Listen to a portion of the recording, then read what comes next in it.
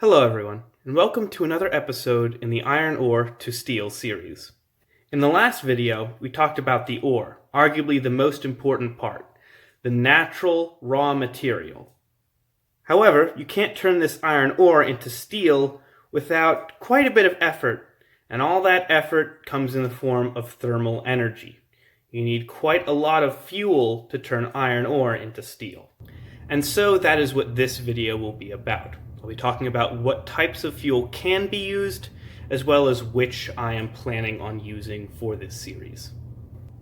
First, let's discuss all the specifications that any fuel that you can even consider using for this process need to meet. There are 3 of them in total.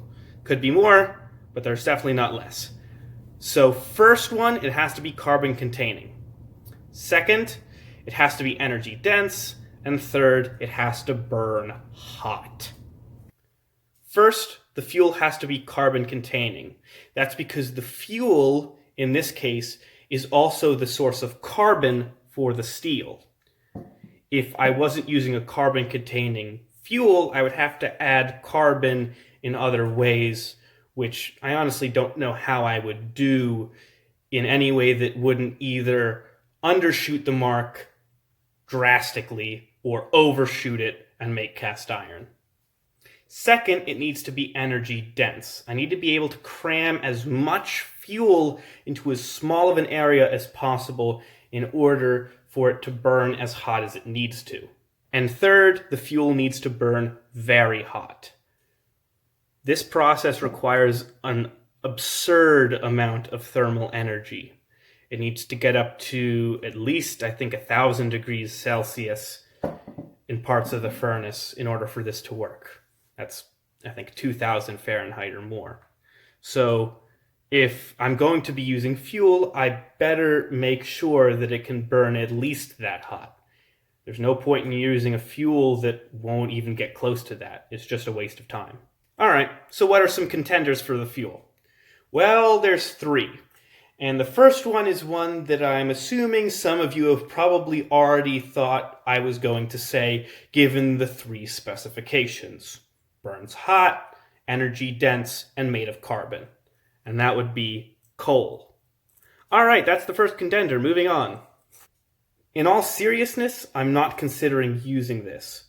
But in all fairness, it is usable, so I feel like I should address it. All right, let's talk pros and cons. First pro, fits the specifications to the letter. Second pro, I don't have to manufacture this. I can just go out and get it. The first con is the same as the second pro. I have to go out and get this.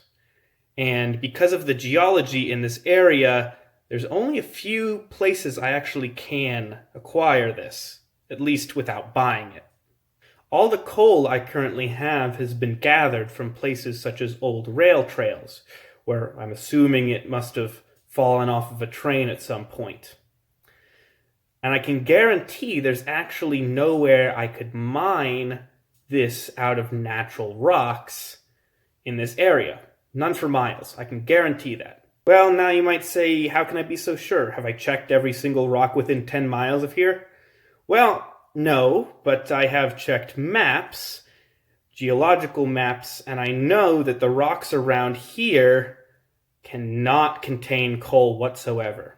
And that is because the rocks in this region are far too old to contain coal. You see, all coal is essentially fossilized plant matter. And these rocks are Precambrian, so they predate plants. So there's no possibility of any coal being anywhere within miles of here. So coal, being the limited resource that it is pretty much everywhere, is even more limited for me. Second con, fossil fuel.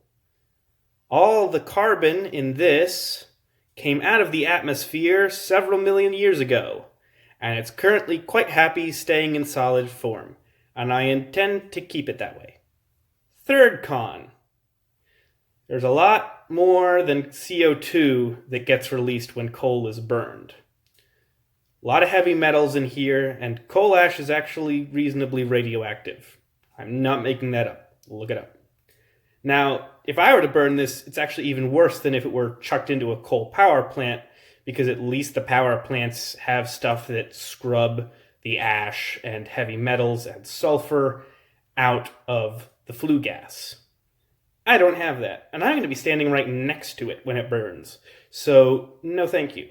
In all honesty, people have been using coal for a long time, and while it does have damaging effects on health, small exposure really isn't too much to be worried about. But considering the sheer amount that I will be using, and considering everything else I do want to limit my exposure to heavy metals. And last con in this long list is, quite simply, it's just bad PR.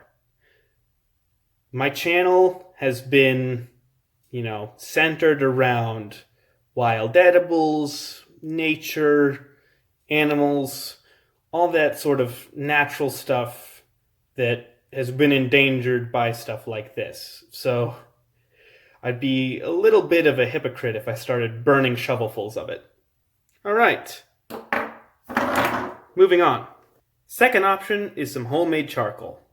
This has a couple of notable pros. Still burns hot enough, and it's energy dense enough. How do I know this? Well, it's what was used historically for the process that I'm going for. So I know it works 100%. Second pro, it's carbon neutral.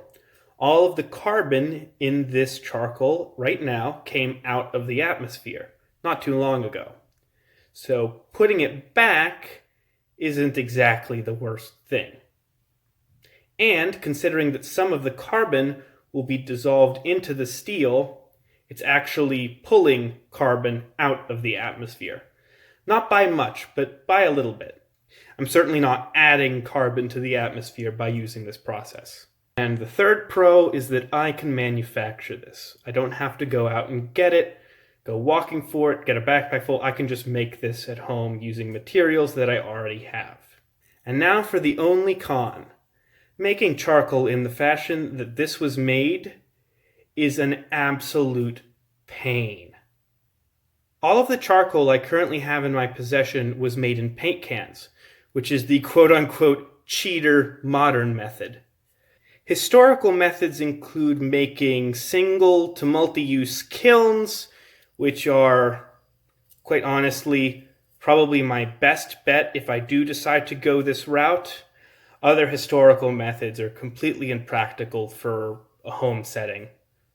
Now, if it turns out that this is the only feasible option, I will do it, but I have another thing that might just save me from all that extra work.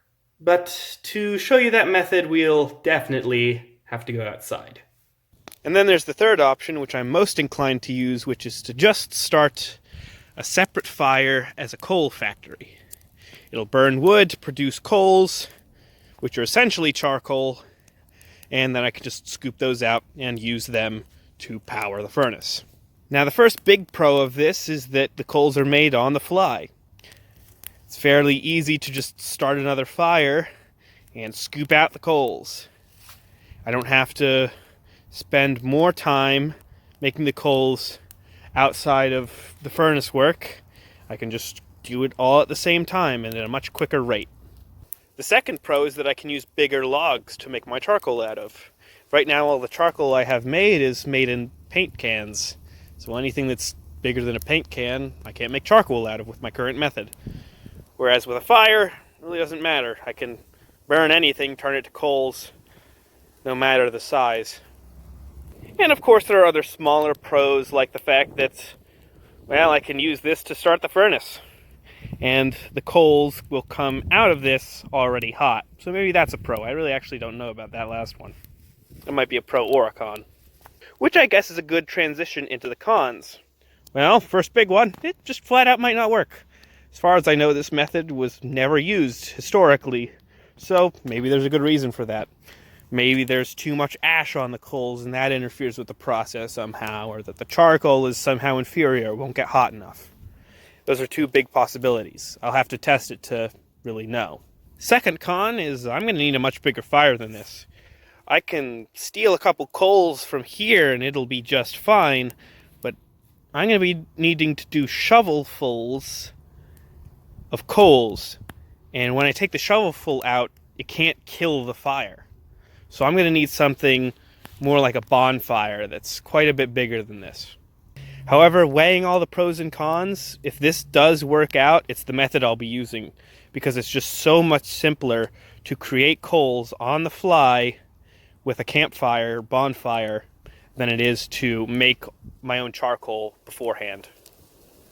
There are also some hybrid methods between 2 and 3. For instance, if I take the coals out of the fire and then let them sort of rest on dry, open ground, coals from a fire really don't retain heat well. They tend to sputter out if they're alone. So if I can just sort of separate them, maybe they'll cool down and I can collect them afterwards to sort of form a manufactured charcoal that's not as difficult to make. And if that seems to not work, I could always just take the coals, put them in a container, and close a lid on the container. The oxygen will be used up, and it should result in the same product. Well, that's about it. At any rate, there's a large range of options for me to choose from. So moving forward, I'll probably do several tests with different ones. I certainly have my favorites going in, because who wants to do extra work when you can get the same result quicker and with less backbreaking labor? At any rate, hope you all enjoyed. See you next time.